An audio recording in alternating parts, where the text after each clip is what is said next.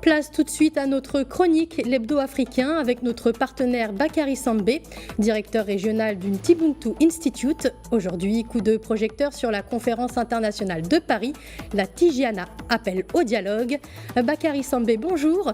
Vous prenez part à la conférence internationale de Paris sur le thème Face aux extrêmes, guérir le monde par le dialogue des cultures et des religions, co-organisée par Sopnabi France et la cellule Zania Tijiana. Pouvez-vous revenir sur la portée d'un tel événement dans le contexte international actuel ? Oui, bonjour. La conférence internationale de Paris, qui est à sa deuxième édition, s'est tenue sur cette thématique de guérir le monde par le dialogue, en s'appuyant sur les enseignements de Seydi El Hadji Malick Sy, un grand soufi de la Tijaniya de la fin, du début du XXe siècle, dont les enseignements ont été revisités aujourd'hui pour véritablement s'inspirer de cela dans un monde où il y a des extrémismes et beaucoup de problèmes qu'on retrouve notamment dans la manière dont les musulmans vivent leur islam en diaspora et dans les pays étrangers. Et je crois que ça a été le cadre d'un dialogue ouvert entre des experts internationaux, sénégalais, mais aussi français, avec la présence du président de l'Institut du monde arabe qui est venu discuter avec les participants, mais aussi une bonne participation de toute la diaspora venue d'Europe, ce qui a été quelque chose qui a été relevé lors d'édition pour s'inspirer de cet enseignement de Cheikh El Hadji Malick Sy et de l'importance de cet enseignement-là dans la situation actuelle et en Afrique. Alors, vous prenez donc part à la conférence internationale de Paris sur le thème Face aux extrêmes, guérir le monde par le dialogue des cultures et des religions, co-organisée par Sopnabi France et la cellule Zawi Tijiana. Pouvez-vous revenir sur la portée d'un tel événement dans le contexte international actuel ?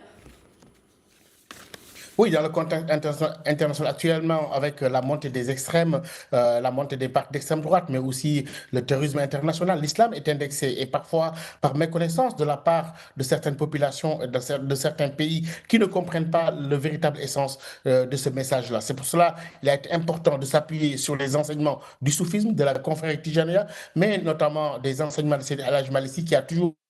la tolérance, l'acceptation des autres. C'est ça qui a été vivifié ici à Paris et ça a été hautement apprécié aussi bien par les participants venant de plusieurs pays, mais aussi des experts internationaux qui sont venus échanger leurs vues autour d'une thématique aussi cruciale pour la bonne coexistence entre les minorités musulmanes en Europe et aussi les pays d'accueil aujourd'hui, ce qui est très très important ici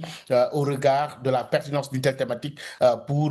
contrer les extrémismes, appeler au dialogue et de plus en plus s'inspirer de la sagesse du soufisme pour un monde de paix et de solidarité. Alors, lors de votre intervention, vous finissiez sur le fait que l'Afrique devait valablement contribuer au renouveau de la pensée islamique et faire profiter le monde musulman de ses ressorts pour la paix. De quelle manière la pensée Cheikh El Hadji Malick Sy et l'école de Tivaouane pourraient relever ce défi aujourd'hui ? Cheikh El Hadji Malick Sy a été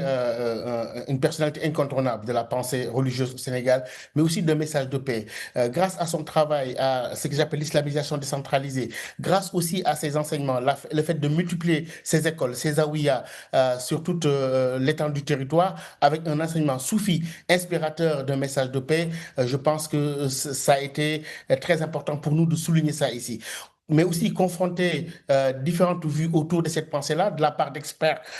qui n'appartiennent pas à la Tijaniya, mais aussi d'autres venus de Tivaouane et d'autres contrées du Sénégal qui s'inspirent de cet enseignement, a été un moment très très important finalement pour dire que l'Afrique, en s'appuyant sur les enseignements de Seydi El Hadji Malick Sy, pourrait valablement exprimer ses vues, inspirer le monde et le monde musulman de manière générale pour qu'on sorte de cette spirale de violence, pour que véritablement, tel que l'enseigne Seydi El Hadji Malick Sy, qu'on se rende compte que la conquête des cœurs est beaucoup plus durable que la soumission des corps et la violence, et que le soufisme et la tijaniya est véritablement un remède contre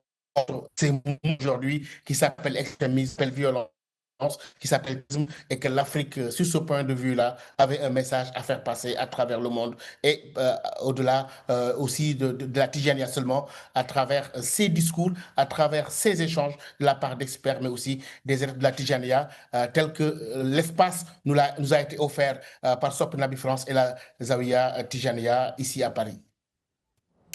Merci beaucoup, Monsieur Bakary Samb, directeur régional du Timbuktu Institute, donc d'avoir pris le temps de répondre à nos questions. Merci beaucoup de votre aimable invitation. Merci à tous de nous avoir suivis tout le long de ce journal. Restez avec nous. L'information, c'est en continu sur Médien TV.